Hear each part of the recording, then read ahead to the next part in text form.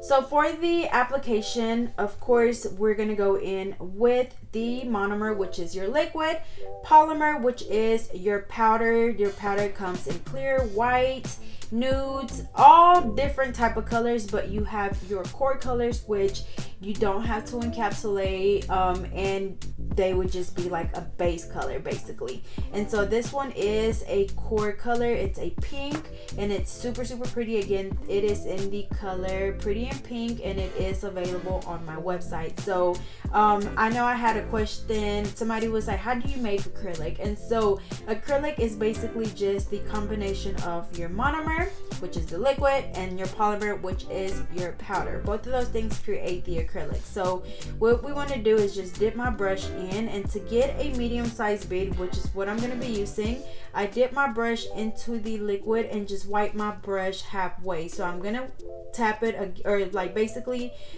wipe it off on the dapping dish, like on the rim of the dapping dish, but I'm only wiping from the middle of the brush to the bottom, and that way it's like I still have liquid, but it's not just super, like I'll show you. If it's too much liquid in my brush, it's just gonna run off the brush.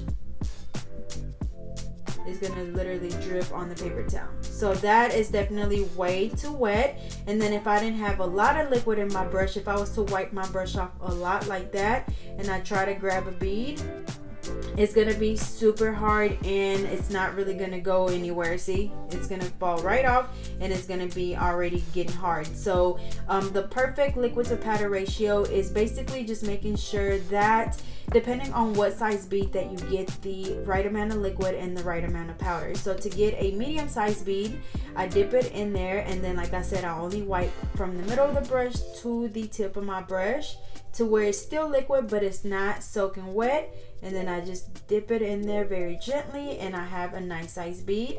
After that, I go ahead and place my bead right in the middle, tapping very gently, basically just making sure that I move my acrylic wherever I want it. And so usually when I apply acrylic, I place my first bead right in the middle and just tapping it to make sure everything is nice and even, and then very gently brushing it down towards the tip, because I like to build my nail from the tip and then work my way towards the cuticle area.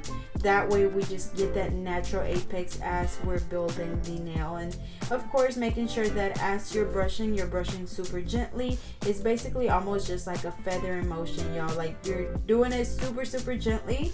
If I was to go in and just brush so hard, for one, I'm going to be brushing the acrylic off the nail, and two, I feel like it makes the acrylic dry a lot faster, and then that's how your nails get bumpy and lumpy. So just like that, that's what we have so far. So as you guys can see, just based on my first bead, it's like we're already building that apex right here. So your apex is right like in the middle of the nail, and that's where your nail gets its strength from. So if you were to hit it on something, it's not gonna just break off super easily because you have a nice foundation basically. So next I'm gonna do the same thing, dipping my brush in, wiping from the middle of the brush towards the tip, and same thing, dipping it in, getting a medium-sized bead, placing it down, patting very gently, and then brushing towards the tip. And I did feel like that was a little bit too much acrylic because my first bead was already kind of, you know, big enough to where it gave me a nice thickness at the tip. So I did take some of that off, and then of course as you're working, you want to make sure that you're steady wiping your brush off a lot, because you don't want any of that product to get stuck in your brush, because then it's going to be hard to have that smooth application. So that's what we have so far with the two beads. You definitely don't want your tip to be too thick. So I think a lot of the time people say that it should be like the thickness of like a credit card. So I think that, you know, it's pretty good. So next we're gonna go in with the third bead. So just know that whenever it comes to like the acrylic application, you could either do a one bead method, the one ball method, which basically just means you get one big bead of acrylic, place it over the nail, and that's pretty much it. You know, like you end up with a nice nail. But that's for like people that are a little bit more experienced.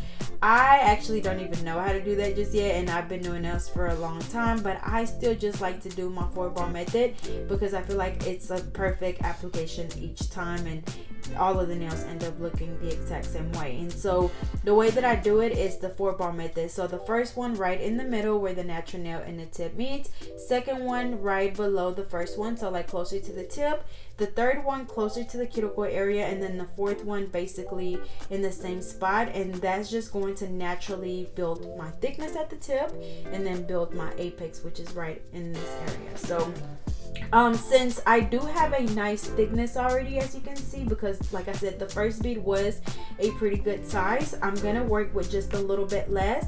So this time, instead of wiping my brush off in the middle, I'm probably gonna just wipe it off a little bit higher. That way we remove a little bit more of the liquid and we don't get a bead that's too big, because we don't want to flood the cuticle area. So dipping it in, like I said, going a little bit above half, wiping it off, and then just dipping it in really gently so we got a smaller bead.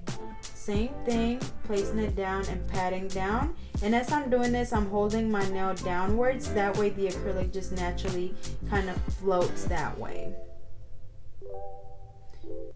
Making sure that you're not pressing down too hard, because we don't want any of the acrylic to get on the skin, because then we will get lifting if we don't file that acrylic off the nail.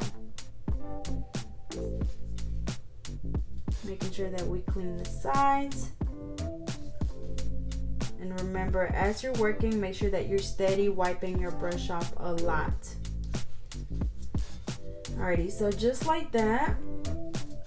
And then next, like, even though it looks really nice around the cuticle area, I feel like I could get a little bit closer. But even though like we already have a nice apex, see how like we naturally got that nice apex because we applied, you know, a nice size first bead. So now I don't have to worry about going in with too much acrylic, just literally enough to where I'm filling in that cuticle area. So just with a tiny bead.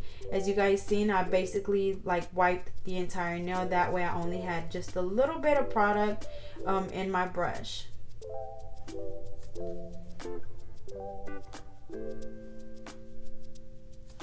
Okay, so a little bit of product did get on my skin. So with the very tip of my brush, just going right around the cuticle area really gently, and then making sure that everything is nice and even and smooth. So just like that. Okay, I do have a little gap right here, so that's why I always say to look at your nail from different angles. So from right here, it looks really good, and then when I turn it to the side, see there's a little gap. And so if I would have left it like that, then we definitely would have got lifting, because then water or any moisture that got under there would have caused my nail to lift. So just basically filling that right in.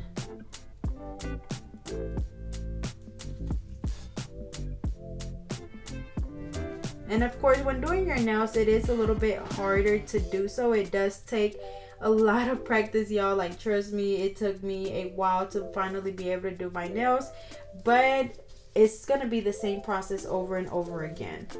But again, this is how the nail looks like. So we have a nice apex, we have a nice thickness at the tip, it's all nice and smooth, and it's really, you know, close to the cuticle area to where it looks like it's literally just growing out of my skin, and the color is very pretty. So that is how you apply your acrylic. Again, this is using the 4-bar method, but if you have a different method that just works better for you, that is completely fine. This is just how I do it. Y'all, and then also after the acrylic application, like I only did one nail, but after the acrylic application, if you still have monomer left in your dapping dish, you don't want to pour it back into your bottle, because that's cross-contamination.